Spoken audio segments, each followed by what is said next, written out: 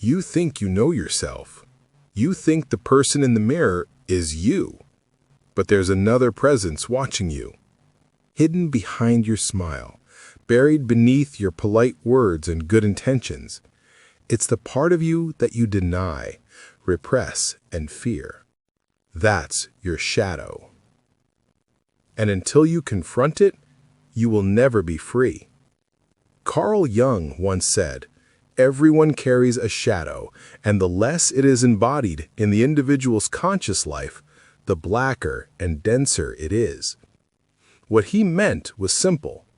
The parts of ourselves that we refuse to face, our jealousy, our rage, our lust for control, our hidden envy, don't disappear. They grow, they wait, and they control us from the dark. You might think you're kind, but maybe your kindness is just a strategy, a way to be liked, to avoid rejection, to prove that you're better. You might think you're humble, but maybe your humility hides a deep hunger to be admired for your modesty. We lie to ourselves constantly, crafting a mask that the world will accept. Nietzsche warned that whoever fights monsters should see to it that he does not become one. What he meant wasn't just about fighting evil. It was about confronting the monster within. Because the more you reject it, the more power it has over you. Your anger doesn't vanish when you pretend to be calm. Your insecurities don't die when you fake confidence. Your pride doesn't dissolve when you act humble. They hide, waiting for the right moment to burst out. And when they do, they destroy relationships, careers, and peace of mind. There's a moment in every life when the mask begins to crack. Maybe you said something cruel to someone you love. Maybe you sabotaged your own success. Maybe you found yourself jealous of a friend's happiness, even though you told yourself you weren't. In that moment, you see it, the truth. You're not who you think you are. You're both light and shadow, both saint and sinner. And the sooner you accept that, the more human you become. Plato believed that the soul must descend into darkness before it can rise into light. He called it anamnesis, remembering what you've forgotten.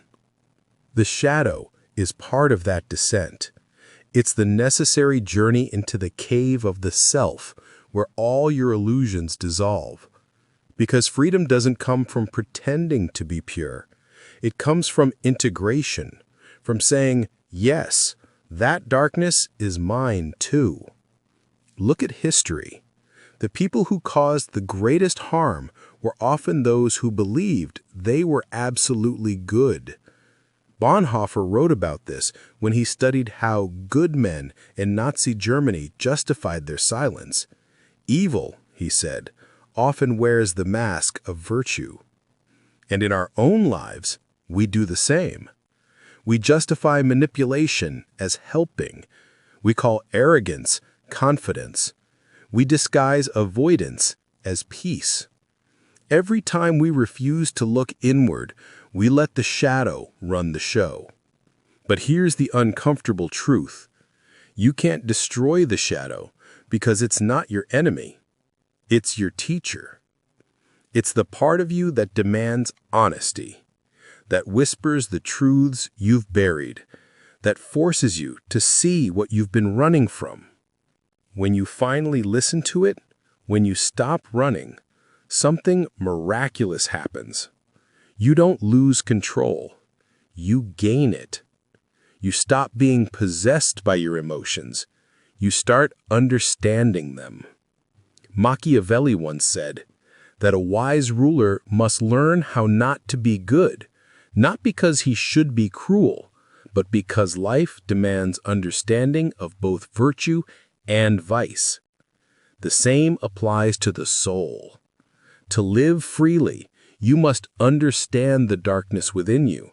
Otherwise, you'll always be ruled by it. Think of your shadow like a wild animal. It's powerful, dangerous, but also loyal if tamed. Ignore it, and it will attack. Acknowledge it, and it becomes your strength. When you accept your jealousy, you can transform it into inspiration. When you face your anger, you can channel it into courage. When you admit your fear, you can turn it into wisdom. Freedom isn't about becoming good. It's about becoming whole. The shadow is your mirror, the one that doesn't flatter you. But if you dare to look, you'll find the parts of yourself that are most real. Because true peace doesn't come from hiding the darkness. It comes from walking through it and realizing it was guiding you all along. So, the next time you feel envy, rage, or shame rising inside you, don't run. Watch it. Listen. Ask it what it's trying to show you. Because until you do, you'll keep living someone else's idea of who you should be. You'll keep wearing the mask. You'll keep wondering why you feel empty, even when everything looks perfect.